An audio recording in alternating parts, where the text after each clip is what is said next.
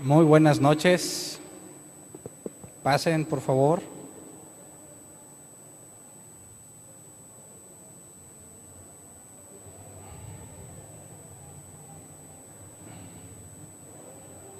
Acompáñenme a Romanos 12:9.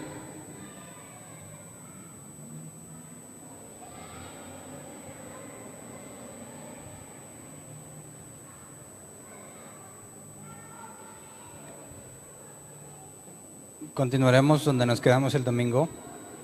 Estuvimos analizando los dones descritos por Pablo en Romanos y en Corintios. Vimos los dos tipos de dones, ministerios y operaciones, y analizamos solamente las operaciones. Los ministerios los veremos cuando lleguemos a Efesios, cuando lleguemos a Efesios. Era mi intención tocar un poco de lo que íbamos a ver hoy, aunque hoy vamos a profundizar más, pero ya me acabé el tiempo y ya no pude. Así que voy a tratar de hablar un poco de lo que vimos el domingo para poner en contexto lo que vamos a ver hoy. Romanos 12:9 dice: el amor debe ser sincero, aborrezcan el mal, aférrense al bien. Y el tema de hoy se llama amor sincero. Como analizamos los dones, analizando el original, para poder quitar prejuicios sobre lo que un don es y no es, de acuerdo al cristianismo actual, que quizás el caso más claro es el de discernimiento de espíritus, que algunos lo tratan de interpretar como la capacidad de ver demonios o entes espirituales, pero cuando vamos al original nos damos cuenta que no tiene nada que ver. Cada uno de los dones que analizamos, la Biblia deja en claro que es para el beneficio de los demás.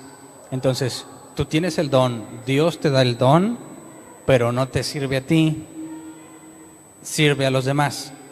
Si tú no pones a trabajar esos dones al servicio de los demás, en pocas palabras, eres un inútil en las cosas de Dios. Y también concluimos que es imposible que un cristiano viva apartado de la iglesia, porque esos dones que él tiene, que Dios le dio, jamás podría utilizarlos. Entonces, cuando nos congregamos, no nada más venimos a escuchar, claro que también se viene a escuchar y aprender, pero mediante un proceso, obviamente el que está nuevecito y llega a la iglesia, pues no puede hacer nada porque no sabe nada, ¿verdad? Empieza a aprender, empieza a estudiar, empieza a comprender y empieza a indagar en él mismo sobre los dones que Dios le haya dado, los detecta, los perfecciona en el sentido bíblico de recibir la capacitación. ¿Se acuerdan que lo que Dios ha dado es para la edificación del cuerpo de Cristo? Entonces, una persona que los detecta y recibe la capacitación adecuada, bíblicamente hablando, para usarlos, entonces está en posibilidad de empezar a edificar el cuerpo de Cristo. Si una persona que se congrega no tiene ese proceso, en pocas palabras es un inútil a las cosas de Dios, porque lo que Dios haya depositado en él no le sirve a nadie ni a él mismo. Entonces, todo esto de lo que vimos de los dones no tiene sentido si no tienes amor. Y aunque Corintios lo toca más a detalle, Pablo, inmediatamente después de hablar de los dones, se introduce el tema del amor. Y lo primero que dice es que el amor debe ser sincero. Entonces, los dones y el amor no son cosas separadas. Si tú tienes dones y estás en una congregación y quieres ponerlos al servicio de los demás, pero no tienes amor, va a ser imposible. De hecho, cualquier persona que trate de poner a trabajar sus dones sin amor, le va a resultar muy complicado y va a resultar imposibilitado para hacerlo, porque se va a meter en muchísimos problemas, se va a meter en muchos conflictos y en muchas discusiones, porque cuando tratamos con personas, sean cristianas o no, pues cada cabeza es un mundo, y la manera de reaccionar ante las palabras, ante las actitudes, siempre va a ser distinta y a veces inesperada. Entonces, Pablo, tomando en cuenta que el tratar con personas, como dice la Escritura, que hierro con hierro se aguza, esos roces que va a haber, Pablo introduce el tema del amor para que pueda ser eficiente el uso de los dones. Entonces, si analizamos lo que el pasaje inicial dice en el original, cuando dice amor sincero, la palabra amor es ágape o agapé, que se traduce por amor por preferencia o amor por decisión, amor por convicción. Es algo que tú decides hacer, no necesariamente algo que te nace hacer, ¿ok? Cuando dice maridos, amad a vuestras esposas, no te está diciendo que sientas mariposas en el estómago. Te está diciendo que maridos, ágape o agapeo, la conjugación, agapeo a sus mujeres.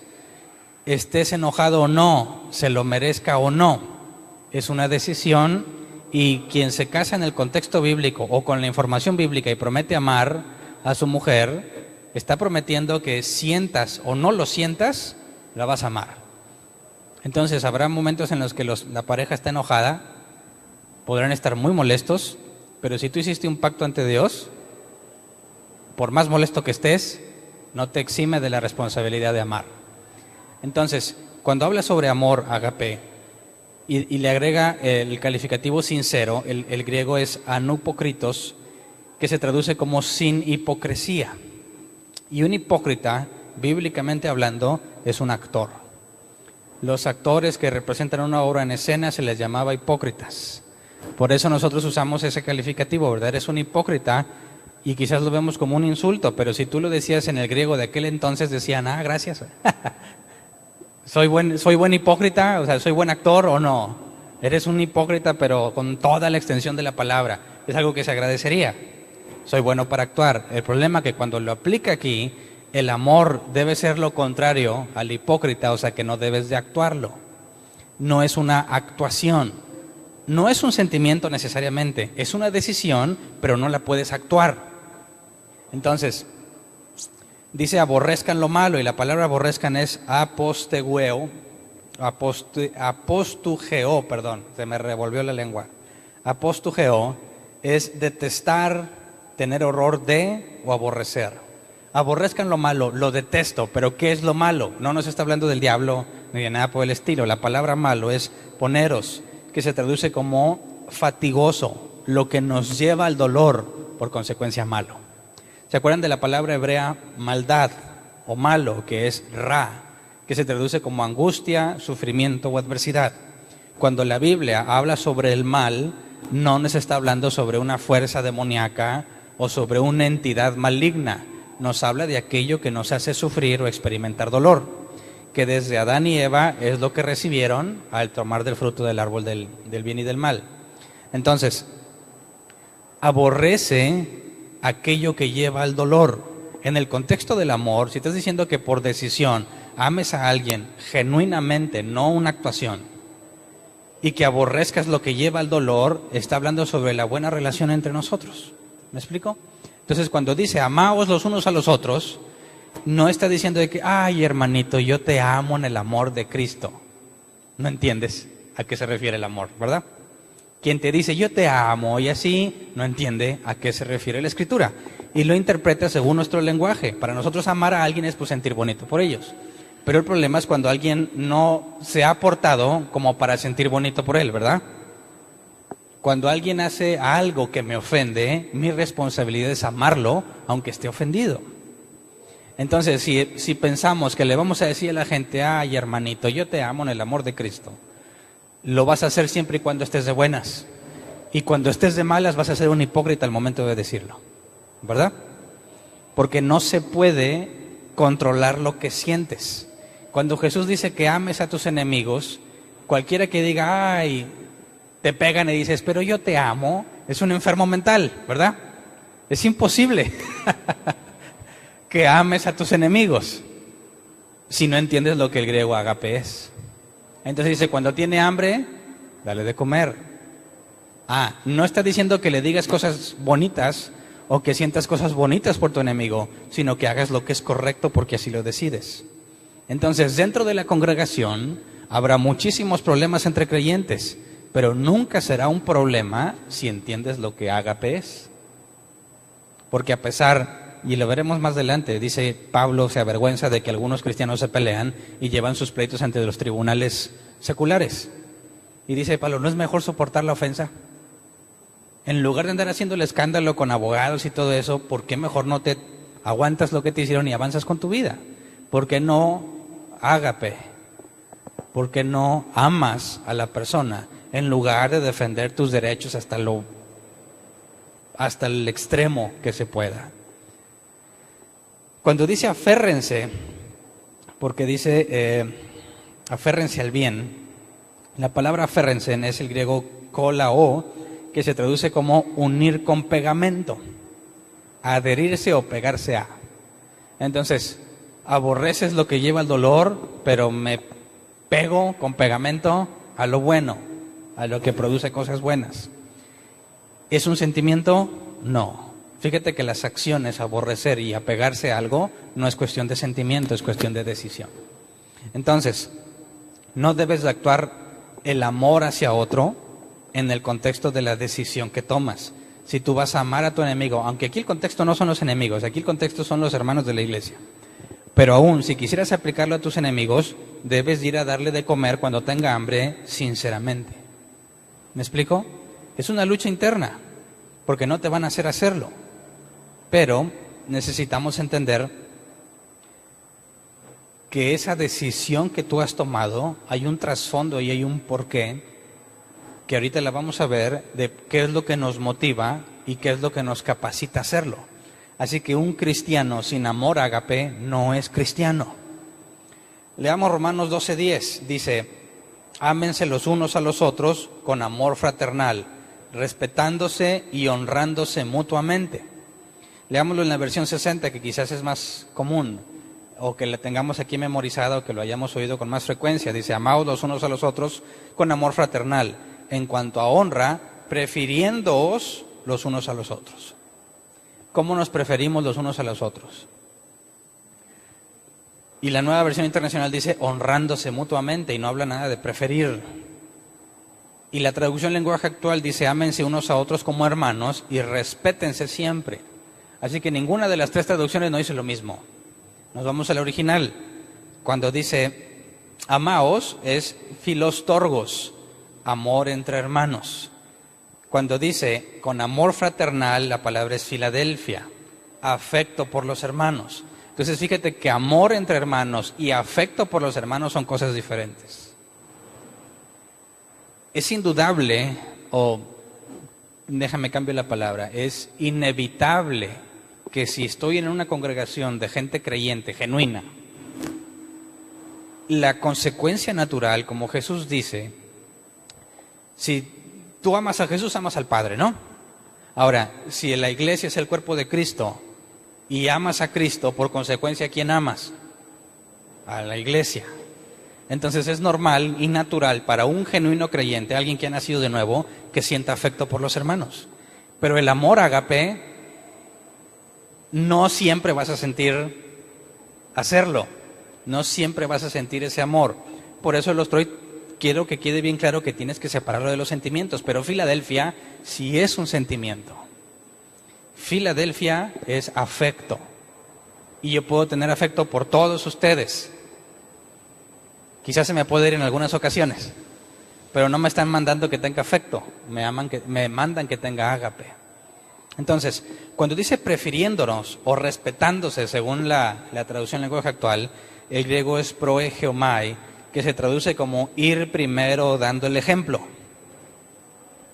Entonces, no es respetarse, no es preferirse, ni honrarse. El original habla sobre ir primero dando el ejemplo. Entonces entiendes que el amor por decisión, cuando tú tienes afecto por los demás y tienes amor entre hermanos, mi responsabilidad es dar el ejemplo. O sea que yo soy el primero que toma la iniciativa por arreglar las cosas. ¿Me explico? Entonces imagínate, tratemos de ponerlo en un caso de responsabilidades en la iglesia. Tenemos a los ancianos que son responsables de la congregación. Y sabemos que ningún anciano puede imponer su autoridad. Es contrario a lo que la Escritura dice. Dice que el mayor sirve al menor, y está hablando de responsabilidades. Así que los ancianos, incluido el pastor, porque bueno, todos los ancianos son pastores, se ponen al servicio de los demás. Entonces, ¿cómo toman decisiones? A fin de cuentas, ¿qué se hace? ¿Lo que los ancianos dicen, o lo que la congregación dice, o lo que el Espíritu Santo dice? Hechos 15 nos revela que en el primer concilio de Jerusalén todos dicen: al Espíritu Santo y a nosotros nos pareció bien no imponerles ninguna carga a los gentiles excepto estas cosas. Y ya no lo analizamos ese tema, ¿verdad? Así que cuando en una congregación pones o mezclas este asunto de la responsabilidad de un anciano con respecto a los miembros de la iglesia y el servicio y el amor, eso implica que un anciano, en este caso, jamás va a decir esto se hace porque yo digo, sino que tiene que dar el ejemplo. Ahora, se tiene que tomar una decisión, ¿cómo das el ejemplo?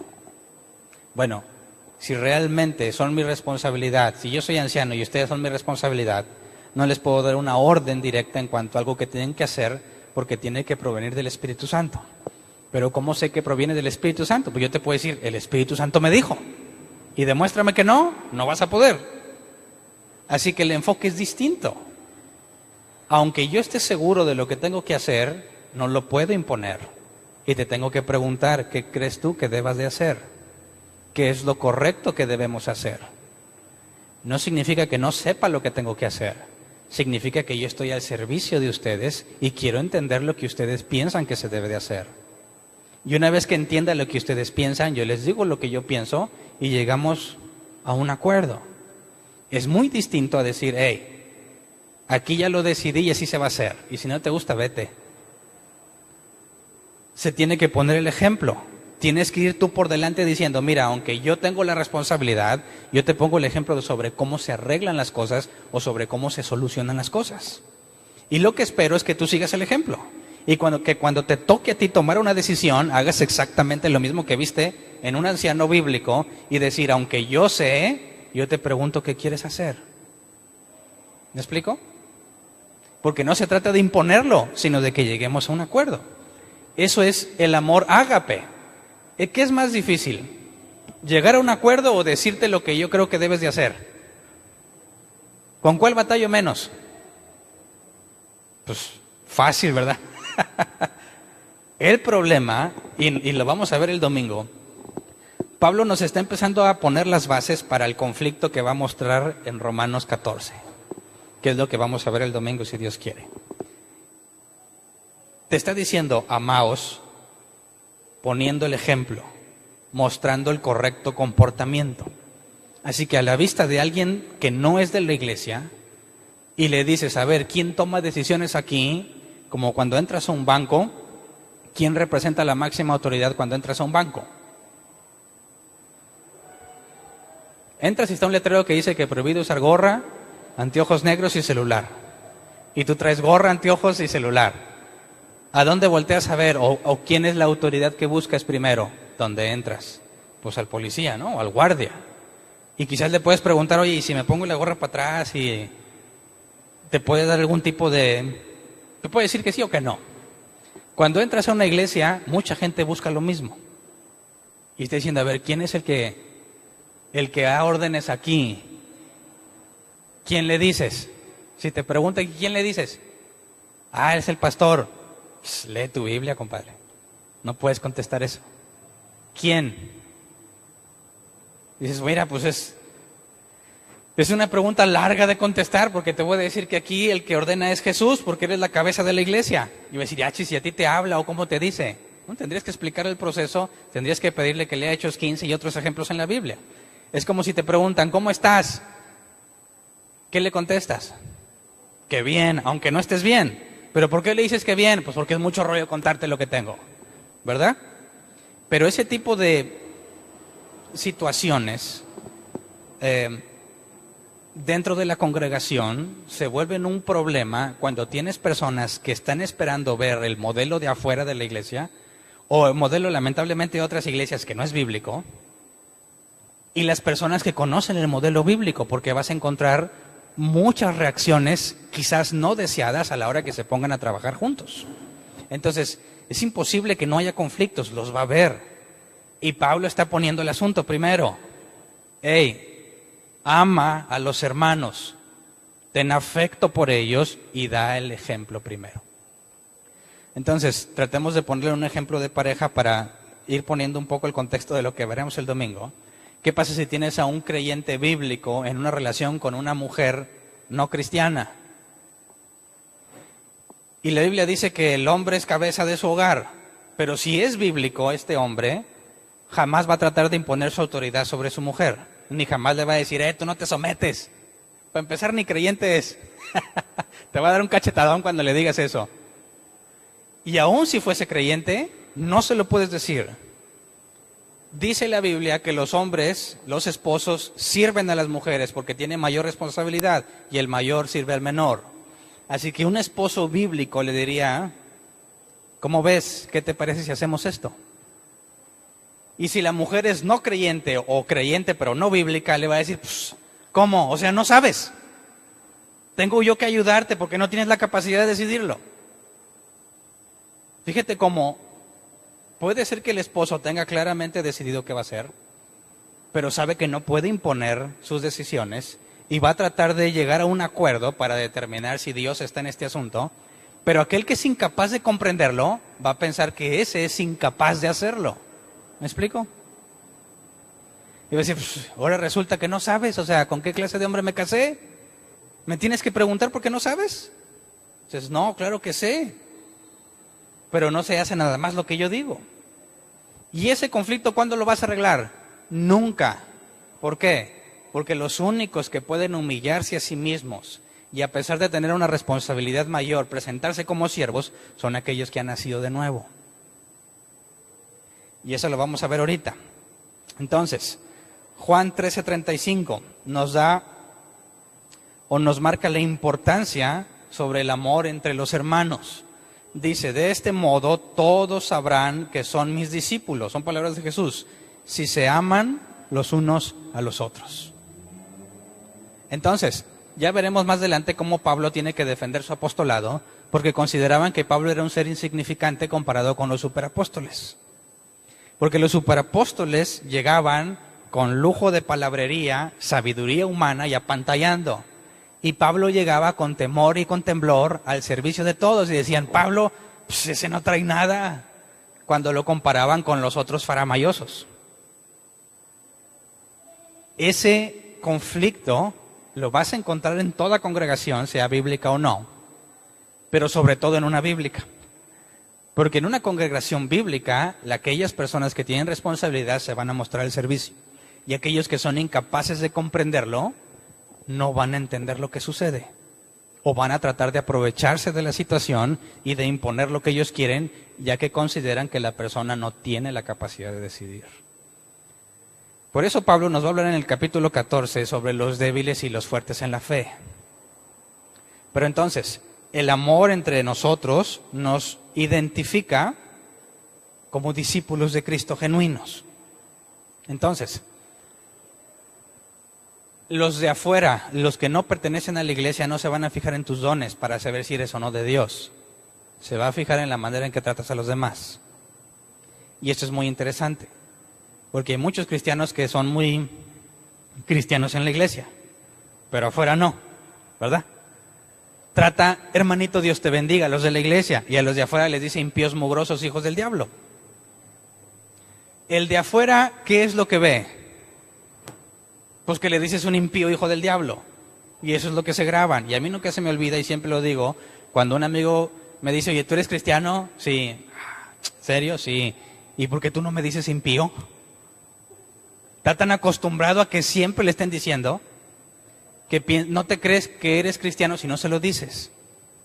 Entonces, ¿qué es aquello en lo que se enfocan los no creyentes cuando ven a un creyente? En que se amen, pero fíjate cómo el mismo fenómeno que te estoy platicando sucede.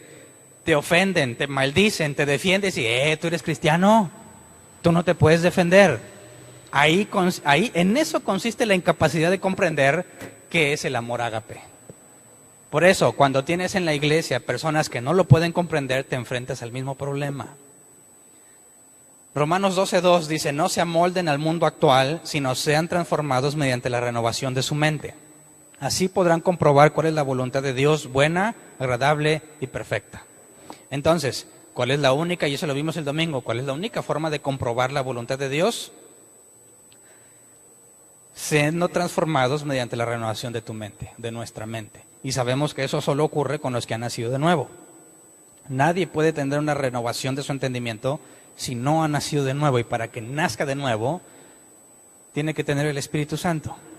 Vemos que eso le sucedió a los discípulos la primera vez que Jesús se apareció resucitado a ellos. Les abrió el entendimiento para que comprendieran las Escrituras y hubo un cambio radical. Entonces, también lo analizamos el domingo, pero lo repaso. Cuando dice transformaos, el griego es metamorfó, que se traduce como ser transformados después de estar con alguien o algo. Obviamente, ¿quién es ese alguien o algo en este contexto? Dios. Renovación, anakainosis, hacer algo nuevo debido a que se completó un proceso. Y entendimiento es nous, que se traduce como entendimiento, razón o mente. Entonces, aquellos que han nacido de nuevo y su mentalidad es distinta, van a ser transformados según esa nueva forma de pensar. Por eso, cuando alguien se pone al servicio de los demás porque tiene la capacidad de entenderlo, quien no tiene esa capacidad jamás va a estar agradecido por el servicio que hace. Jamás se lo va a identificar como un beneficio. Lo va a ver como algo extraño, como una especie de discapacidad o incapacidad de hacer las cosas, como personas débiles. Pero es al revés, porque para doblegar tu naturaleza pecaminosa es mucho más difícil que dejarme llevar por lo que creo. ¿Qué es más fácil, ser egoísta o pensar en los demás? Se batalla menos siendo egoísta y es mucho más sencillo. Así que quien sabe controlar sus propios deseos y se pone al servicio de los demás, te está dando muestra de una capacidad inhumana que solo se adquiere por medio de la renovación de tu entendimiento. Entonces, Pablo nos dice en Romanos 12, 11 al 18, casos prácticos sobre lo que nos acaba de definir en cuanto al amor. Dice, nunca dejen de ser diligentes, antes bien sirvan al Señor con el fervor que da el Espíritu. Alégrense en la esperanza, muestren paciencia en el sufrimiento, perseveren en la oración, ayuden a los hermanos necesitados, practiquen la hospitalidad, bendigan a quienes los persigan, bendigan y no maldigan, alégrense con los que están alegres, lloren con los que lloran, vivan en armonía los unos con los otros, no sean arrogantes, sino háganse solidarios con los humildes, no se crean los únicos que saben. Pausa. Aquí hay detalles importantísimos y fundamentales para poder tener una congregación bíblica. Número 1, alégrense con los que están alegres, lloren con los que lloran. Ya nos advirtió que no podemos actuarlo. ¿Qué se necesita para alegrarse con el que está alegre y llorar con el que llora? Y no lo puedes actuar. ¿Qué se requiere? Imagínate que, no sé, viene Semana Santa, ¿verdad? No quiero preguntar quién se va a ir de vacaciones. Algunos sí se van y algunos no. Imagínate que alguien ha deseado irse de vacaciones muchos años y no puede. Y se entera que uno de la iglesia sí se va a ir a donde él quería ir. ¿Se va a alegrar o le va a dar coraje? Va a decir, ¿te vas de vacaciones a dónde? Que allá, a Hawái. Y yo he estado orando y no voy a ir, no puedo, no tengo el dinero, Dios no me bendice a mí, pero a él sí. Y una persona natural se va a enojar con Dios y con el que se va a Hawái, porque él sí, yo no. Entonces, para alegrarme, oye, yo deseo mucho algo y a ti te lo concedió Dios, no cualquiera se alegra. Y al revés, está llorando alguien, ay hombre, sé fuerte, hombre, ya, deja de chillar. Confía en el Señor. No, llora con los que lloran. No puedes llorar fingidamente. Tiene que ser genuino. Necesitas un nivel de comunión entre los hermanos para poder sentir lo que ellos sienten, entender sus alegrías y sus tristezas y ser parte de eso. Entonces, una congregación que va, se reúne, escucha, qué chido, quizás ofrenda y lo que sea, y se va a su casa y no tiene relación con los demás, está incapacitado para cumplir esto, ¿verdad? Por eso, para que la congregación funcione, y bueno, lo estuvimos viendo con el grupo que se acaba de integrar a la membresía de la iglesia. Todo lo que hace la iglesia tiene dos fundamentos, o una base compuesta de dos cosas, doctrina y comunión. La iglesia primitiva dice que Dios agregaba a los que habían de ser salvos y perseveraban unánimes en la doctrina de los apóstoles, en el partimiento del pan en las casas y en la comunión unos con otros. Cuando se reunían, perseveraban en la doctrina y en la comunión unos con otros. Cuando no estaban en la iglesia, partían el pan en las casas. Cuando venimos a la congregación, ¿cuáles son las dos cosas que debemos de hacer? La doctrina y la comunión.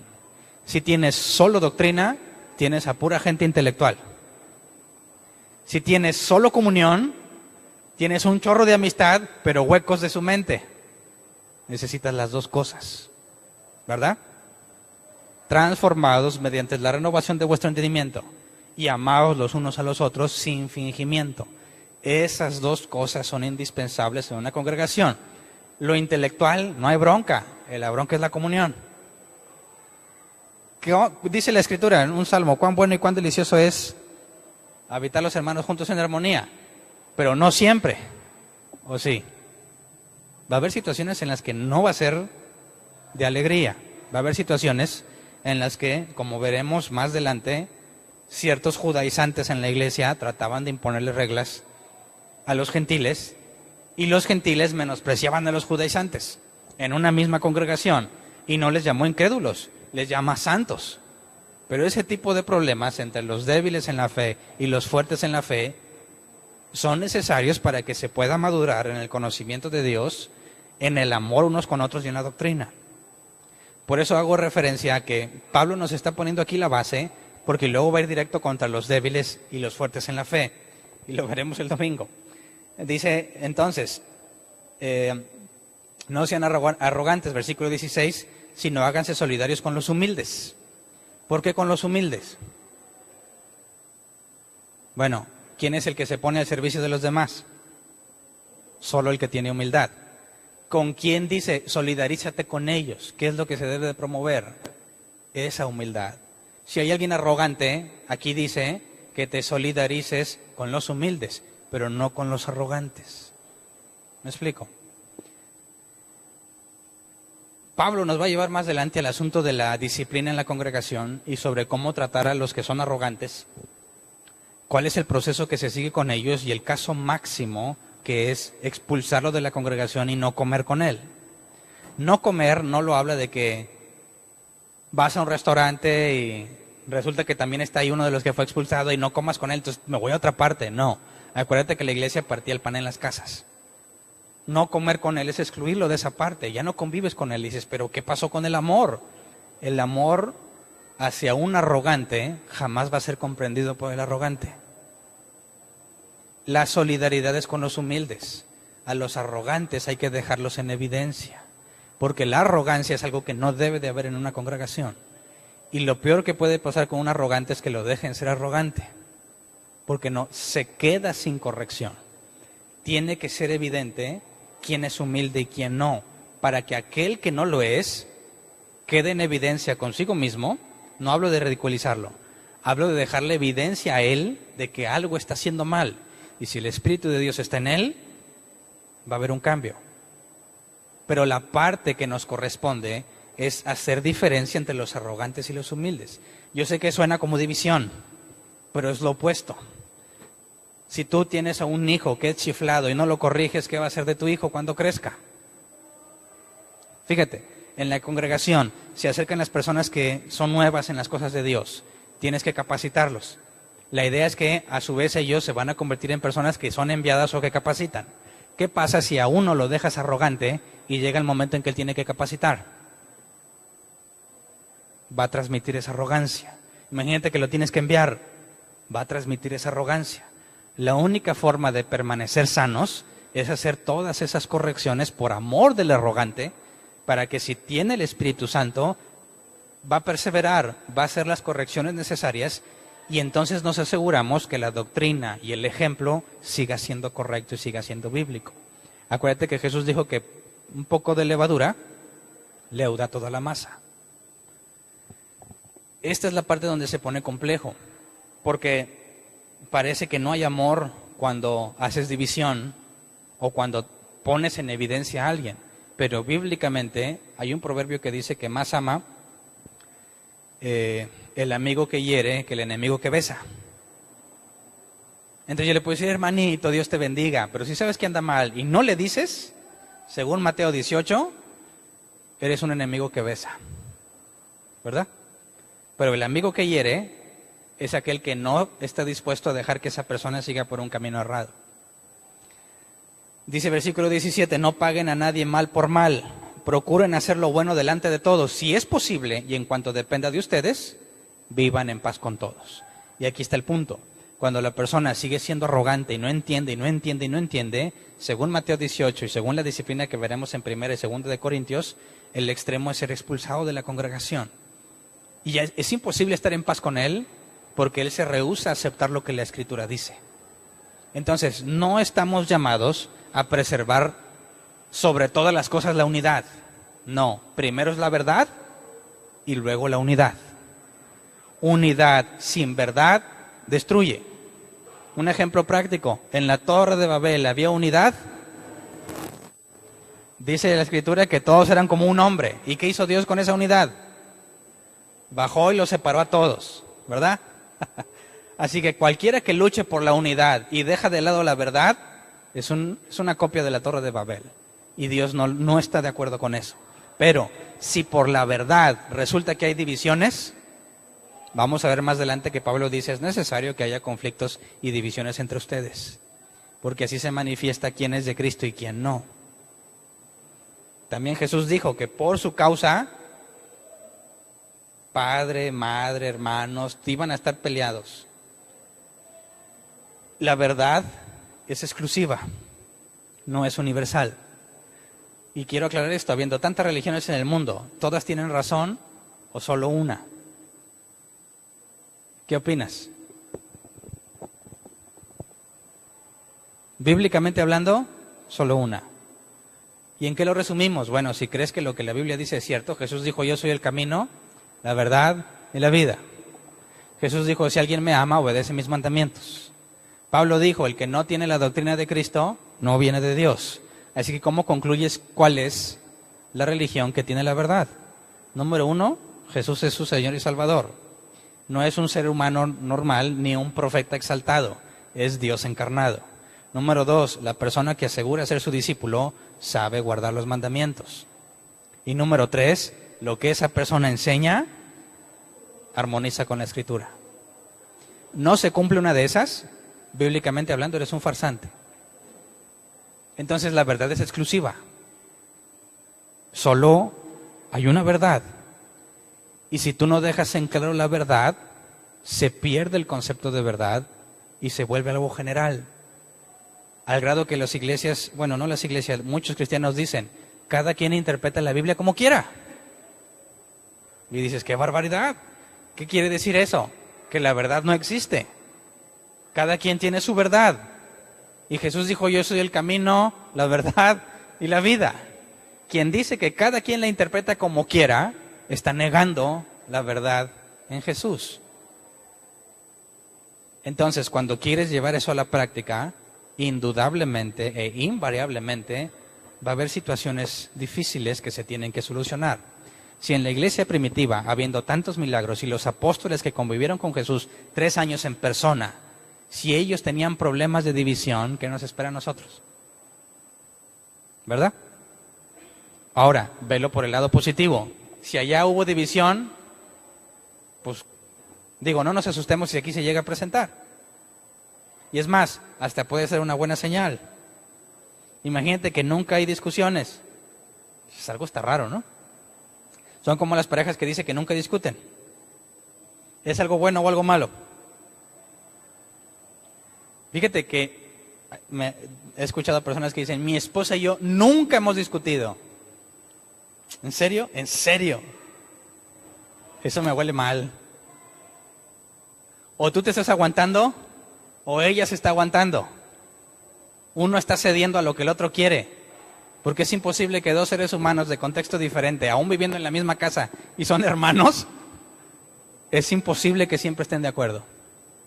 Así que las discusiones, y siempre quiero irme a lo que vamos a ver el domingo, ese tipo de discusiones son necesarias siempre y cuando las veas desde la perspectiva bíblica.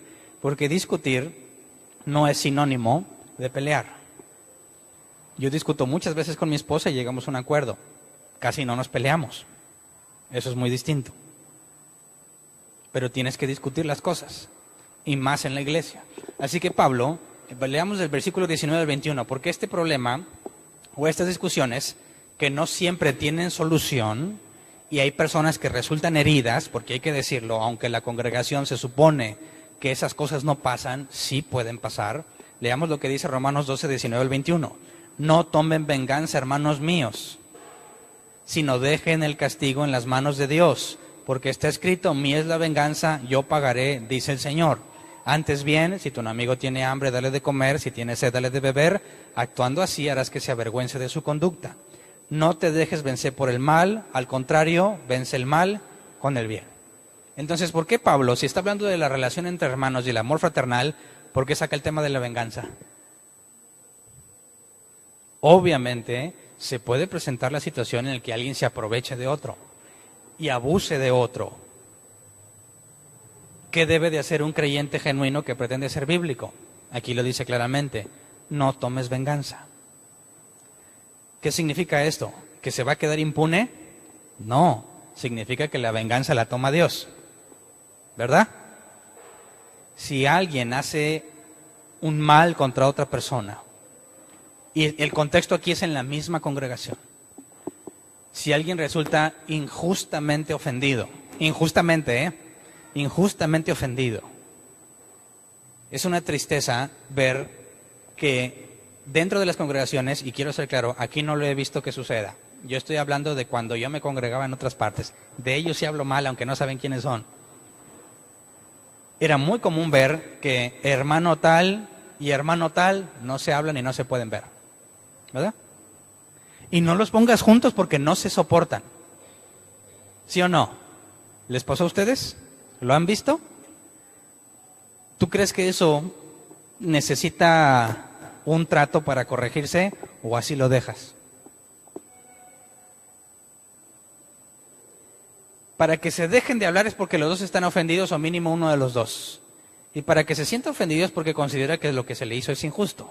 Y nos vamos a Mateo 18, 1. Si tu hermano peca contra ti, ve y repréndele estando tú y él solos. Número 1, ¿verdad? ¿Sabes qué? Dicen, yo ya fui con él y no me quiere hacer caso, por eso ya ni nos hablamos. No. ¿Cuál es el segundo paso según Mateo 18? No hace caso, trae testigos. Ni modo, hay más personas que se tienen que enterar. Y esas personas van a decidir quién tiene la razón bíblicamente hablando. Sigue el hermano necio, hizo mal y no quiere reconocerlo, ¿cuál es el siguiente paso? Dilo a la iglesia. Allí es cuando los ancianos se involucran. Y si sigue necio, tenlo por gentil y publicano. Se va de la iglesia. ¿Por qué? Porque tú no puedes decir que amas a Dios y al mismo tiempo aborreces a tu hermano. Si tú aborreces a alguien de la iglesia, la conclusión es simple, no eres hermano, ¿verdad? Entonces, ¿por qué hay en las congregaciones gente que no se habla? Porque nadie está siguiendo Mateo 18. Es que no se quieren arreglar, uno de los dos se tiene que ir, así de simple, ¿verdad? Pero, ¿dónde quedó el amor? Precisamente en eso consiste el amor, en no dejar ese tipo de problemas en la congregación. Así que es imposible que en una congregación existan dos personas que no se quieren hablar. Habla mal de los hermanos, habla mal de la iglesia en general y habla más de los que dirigen. Habla mal de lo que dirigen porque no están aplicando la escritura como dice. Entonces, si te llegan a ofender y tú sigues el proceso de Mateo 18, nunca te desquitas. ¿Verdad que no? Nunca te desquitas, aunque te hayan ofendido. Simplemente pones en evidencia que hay una cabra loca en la iglesia. Definición de cabra loca: una cabra que piensa que es oveja, ¿verdad? Las ovejas son del Señor, las cabras no. Las cabras locas son las cabras que están entre las ovejas y se creen ovejas. Cuando surge una situación de este tipo y sigues el proceso de Mateo 18, esa cabra loca queda en evidencia. Y sacas a esa cabra. Ahora, 2 de Corintios nos va a decir que si esa cabra loca, o todos lo vimos como cabra loca, se arrepiente, dice, ¿sabes qué? Si eras oveja, pero no parecías. Puedes regresar. ¿Cuántas veces? Pedro le preguntó a Jesús, ¿cuántas? El caso máximo de la disciplina no es venganza, es amor hacia esa persona errada en su pensamiento. Si esa persona definitivamente nunca se arrepiente, como Himeneo, Alejandro y Feleto, mencionados por Pablo, la conclusión es la que nos dice el apóstol Juan: estaban con nosotros, pero no eran de nosotros. Así que en ningún momento estás capacitado para desquitarte. Eso se lo dejas a Dios. ¿Y qué es peor para la persona que necesita ser ajusticiada? ¿Que yo me desquite o que Dios lo arregle? Hay dos opciones. Si no es de Dios, le va a ir, como dice Pablo, horrenda cosa es caer en manos del Dios vivo. Si es de Dios, disciplinado va a ser, porque Dios corrige y disciplina al que ama. Entonces, ¿cuál es la mejor opción que puedo hacer cuando alguien me ofende? Dejárselo a Dios. ¿Verdad? Pero fíjate cómo Pablo se mete en estos temas y no los oculta. Y no los trata de manejar acá como algo, tú no le digas a nadie. No. Esto tiene que ser evidente para que se mantenga la verdad del Evangelio en la congregación. Si lo manejas como algo aparte, si es de persona a persona no hay problema. Si hay unos testigos sigue siendo aparte. Pero si llega el momento en que hay que decirlo a la iglesia, tienes que sacarlo a la luz. ¿Verdad? Cuando nos ofenden y nos aguantamos y no nos vengamos, leamos Romanos 5:8, dice, pero Dios demuestra su amor por nosotros en esto, en que cuando todavía éramos pecadores, Cristo murió por nosotros. Y eso es lo que imitamos. Cuando no nos vengamos y lo dejamos en manos de Dios, estamos mostrándole amor al enemigo, tal como Jesús nos mostró amor a nosotros cuando aún éramos sus enemigos. Y 1 de Juan 4:19-21 dice, nosotros amamos a Dios porque Él nos amó primero. Así que ahí estamos imitando a Dios cuando decidimos simplemente aceptar la ofensa. Como dice Pablo en el caso de los tribunales seculares, que los cristianos iban con los abogados, Pablo dice, lo mejor es que soportes la ofensa. Y esto es lo que nos dice aquí, nosotros amamos a Dios porque Él nos amó primero. Y si nosotros imitamos a Jesús y nos ofenden, vamos a amar exactamente como Él nos amó, porque nosotros lo ofendíamos todos los días y de forma más grave. Y sin embargo nos mostró amor. Versículo 20, si alguien afirma, yo amo a Dios, pero odia a su hermano, es un mentiroso. ¿Ves? No puede haber personas con problemas en la iglesia y que no se hablan. Uno de los dos o los dos son unas cabras locas. Son mentirosos. Pues el que no ama a su hermano, a quien ha visto, no puede amar a Dios, a quien no ha visto. Y Él nos ha dado este mandamiento, el que ama a Dios, ame también a su hermano. Entonces, podrán presentarse situaciones muy difíciles y muy complicadas entre miembros de la iglesia. Y ahí Jesús dejó un procedimiento para arreglarlo.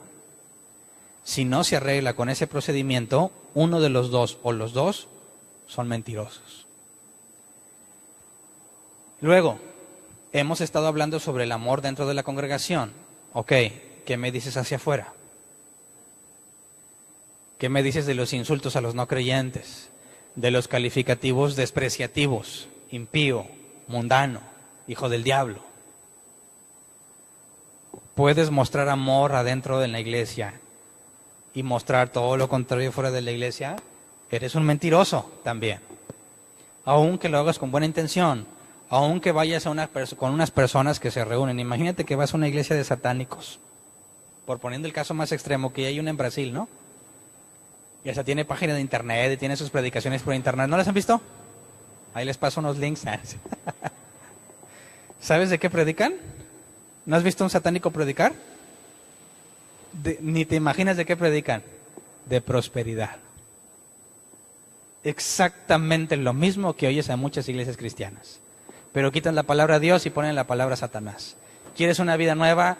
¿Quieres éxito en tus negocios? ¿Quieres que tu familia sea restaurada? Ven a la iglesia de Satanás. Exactamente el mismo mensaje que muchos cristianos predican. Y lo que tienen en común es que ninguno de los dos son bíblicos.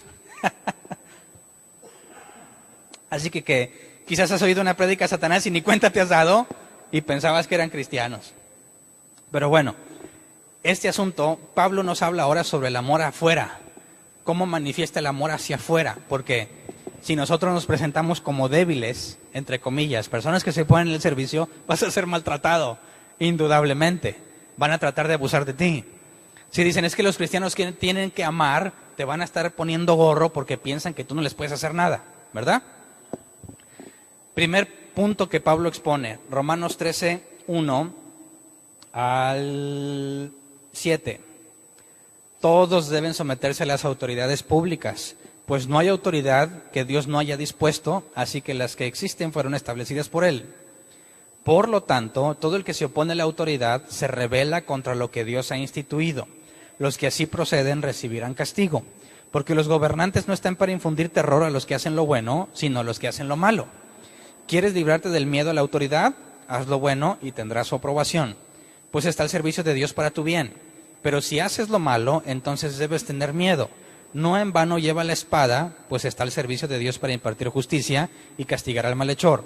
Así que es necesario someterse a las autoridades no solo para evitar el castigo, sino también por razones de conciencia. Pausa. Y quiero aclarar que esto para nada está hablando de los pastores, Lamentablemente he visto que estos pasajes se lo aplican en muchísimos predicaciones, que se lo aplican a los pastores y le dicen a las de la congregación, sométete a tu autoridad. Y él dice, yo soy la autoridad, ¿verdad? Y aquí dice claramente, dicen ellos, es necesario someterse a las autoridades para evitar el castigo. Y así que les enseñan a los de la iglesia, si no te sometes a mí, Dios te va a castigar. Pero ¿de quién está hablando aquí? No está hablando definitivamente de ninguna autoridad en la iglesia. Está hablando del gobierno civil. Una vez me tocó exponer esto en un programa de radio, alguien que decía, la Biblia dice que te tienes que someter. Dice, bueno, el día que el pastor traiga espada, le aplico ese texto a él. Aquí dice que las autoridades traen espada para imponer justicia. Así que dime, en la iglesia primitiva, Pedro, Juan y todos, ¿traía cada quien su espada para castigar al que no le hiciera caso? Claro que no. Así que es imposible que tú trates de aplicar este texto a cualquier tipo de autoridad que no sea la autoridad civil. Pero nos lleva a cierto punto. ¿Para qué llevan la espada? Sigamos leyendo por ahí otro pasaje. Dice, versículo 6, por eso mismo pagan ustedes impuestos, pues las autoridades están al servicio de Dios, dedicadas precisamente a gobernar. Paguen a cada uno lo que le corresponda. Si deben impuestos, paguen los impuestos. Si deben contribuciones, paguen las contribuciones. Al que deban respeto, muéstrenle respeto. Al que deban honor, ríndale honor. Y esto es muy interesante. ¿Qué pasa si llega el gobernador a visitarnos? El Bronco. ¿Le damos el mejor lugar? No. Dice la Escritura que no hagas acepción de personas. Entonces le decimos, pues mira, tú aquí no vales nada y no sirves. Tampoco, porque le debo respeto. ¿Verdad? Así que respetuosamente le vamos a pedir que se siente donde quiera. ¿Verdad? Y así no me meto en problemas bíblicamente hablando.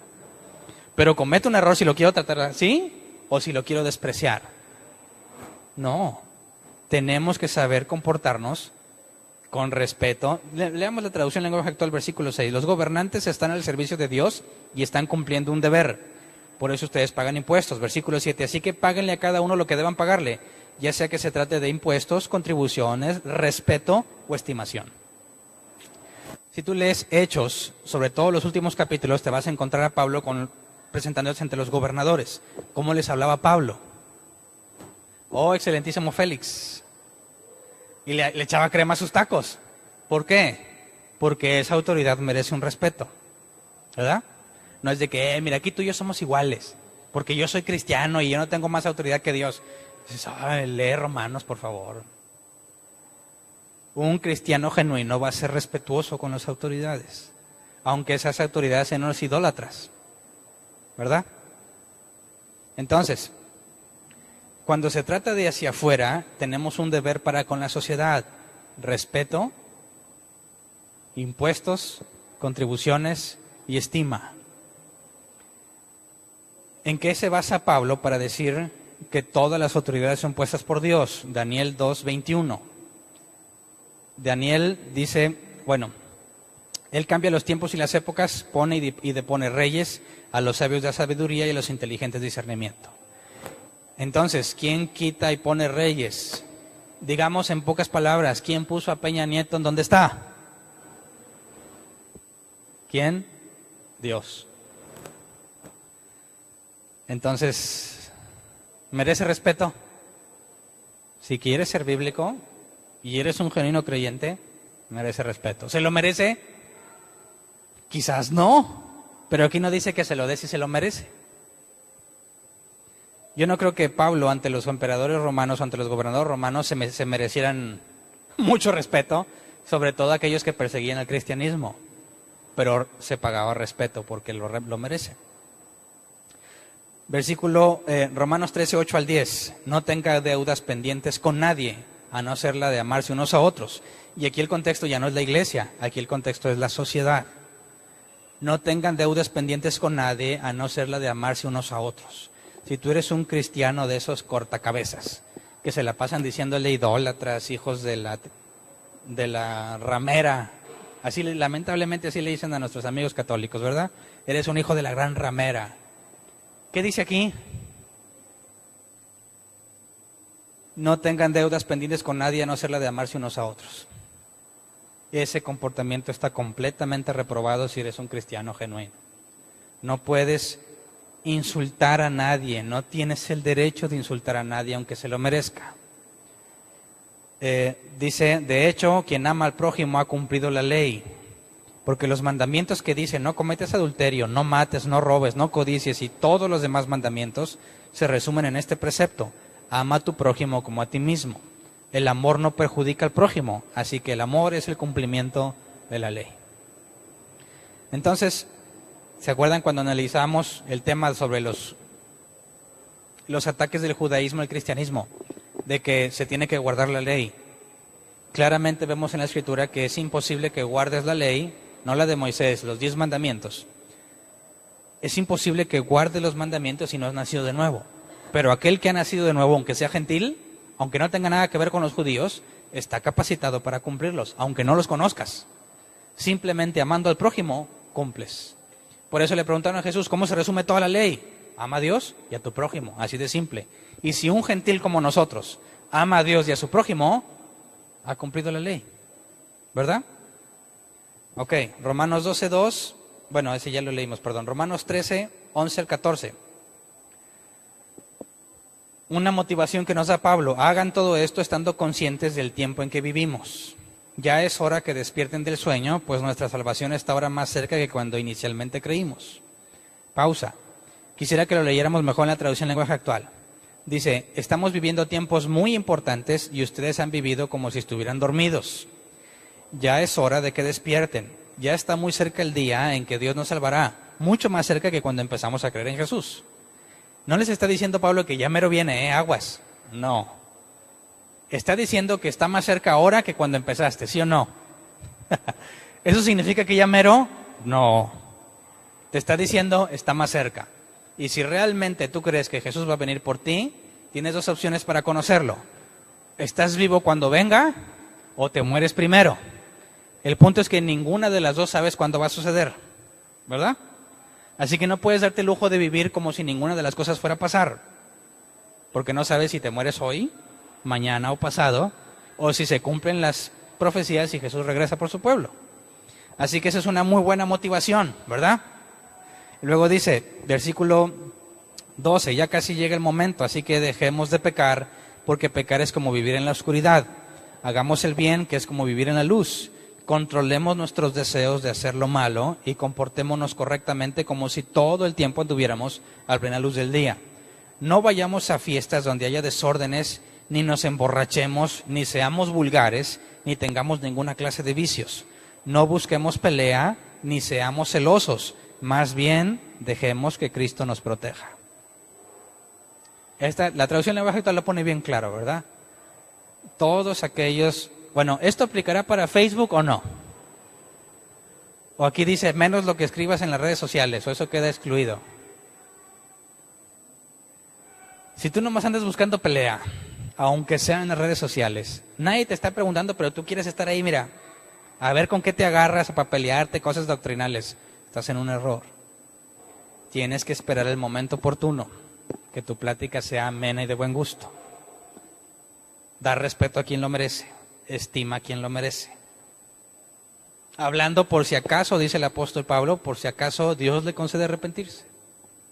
Es muy distinto de andar, esos arminianos, quién sabe qué, quién sabe... No, dices, hijos. esos católicos hijos de no sé qué. Y dices, ¿qué es lo que ven los de afuera? El amor, ágape, aunque ellos no saben qué es ágape, ¿verdad? En eso conocerán que somos discípulos de Cristo. Así que si realmente tienes la doctrina correcta, no vas a andar haciendo esas cosas, ¿verdad? Por último, Proverbios 10:12, Nueva Versión Internacional. El odio es motivo de disensiones, pero el amor cubre todas las faltas. ¿Cómo las cubre el amor? ¿Cómo? No viéndolas, no las desaparece. Esto es muy interesante, y muy importante que lo entendamos. ¿Qué pasa? Y casi siempre pongo el ejemplo en el matrimonio. ¿Qué pasa? Porque lo he visto lamentablemente que pasa mucho aún en los cristianos. ¿Qué pasa si un hombre le es infiel a su esposa? Y resulta que es muy bíblico este hombre. Y le dice, tú me debes de perdonar y me tienes que amar porque la Biblia dice. ¿Verdad? ¿Qué hace la mujer? Bueno, está bien, te perdono. Y luego, oye, ¿no llegaste a dormir? ¿No será que andas otra vez? Solamente el diablo te recuerda el pasado. Si tú ya me perdonaste, tú ya no te acuerdas de nada. Eso es una grave falta bíblica. Una cosa es que yo cubra la falta y otra cosa es que quede ciego a la falta. ¿Verdad? Si me la hacen una vez, honestamente lo más probable es que lo vuelva a hacer. Y solo un necio creyente dice, nada pasó. ¿Verdad? Está bien, cubro la falta, voy a decidir no verla, pero nunca se me va a olvidar lo que pasó. Y eso me lleva a ser más cuidadoso a la hora de que tengamos una relación matrimonial. ¿Verdad? Por eso yo digo que Jesús nos dijo que seamos mansos, no mensos. Los errores cometidos hacia mí por otro individuo, en ningún momento dice que te olvides de ellos. Perdónalos. Pero eso me lleva a madurar y a tener más cuidado con las cosas. ¿Verdad? Entonces, perdonar no es sinónimo de olvidar. El amor cubre las faltas, no te borra la memoria. Así que Pablo nos pone esta base y nos habla de todo lo que debe de ser para luego meterse de lleno al problema entre los débiles y los fuertes. Y el gran problema entre los débiles y los fuertes es que los fuertes no están haciendo lo que corresponde. Y lamentablemente están dejando que los débiles tomen decisiones. Y eso es lo que vamos a abordar el tema del próximo domingo, y vamos a ver cómo Pablo va duro y a la cabeza en ese tema para poner orden cuando tenemos ese tipo de personas en la congregación y cómo se resuelve. Entonces, pero por hoy basta. El amor debe ser sincero, no lo puedes fingir. Si no amas a tu hermano, de los cristianos de veras, ¿verdad? Tienes un problema, ¿verdad? No eres de Dios. Así de simple. Así que el amor hacia los miembros de la congregación, a los verdaderos creyentes, es algo que tiene que estar en ti. Si no lo tienes, ahí te encargo que ores y le preguntes a Dios qué está pasando. Vamos a ponernos de pie.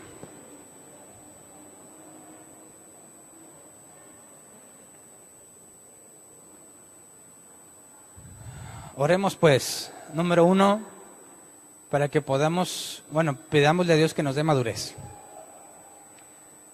Que mientras más aprendemos, no se quede en algo meramente intelectual, sino que nos dé también, así como el querer, el hacer, como dice la Escritura.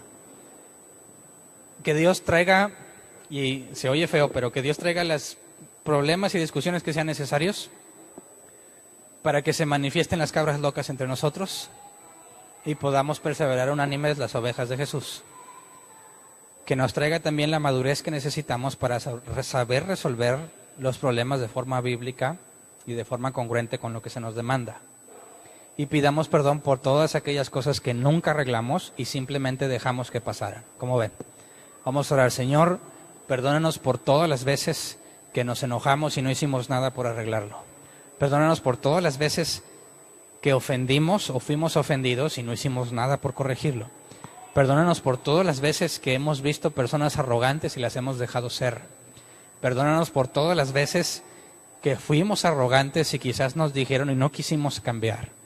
Perdónanos por todas las veces que hemos ofendido a aquellos que no creen como nosotros. Perdónanos por haber despreciado a todos aquellos que no son de la iglesia, por haber despreciado a todos aquellos que no te siguen.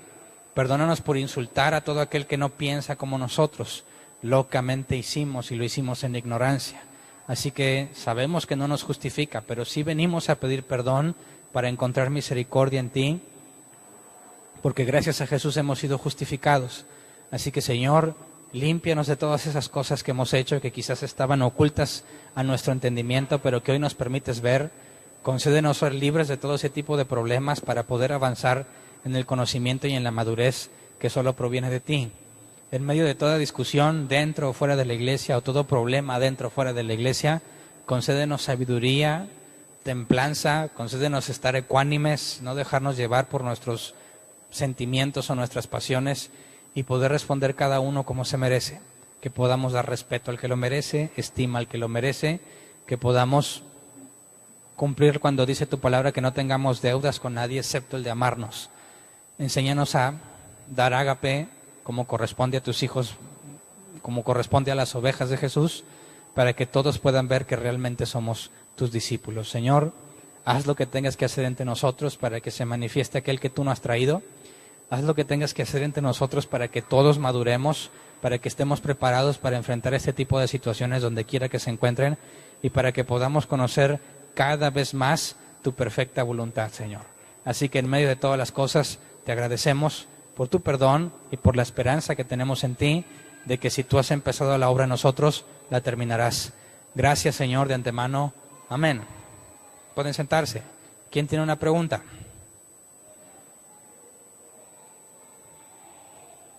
Gracias. ¿Preguntas? ¿Alguien tiene pregunta?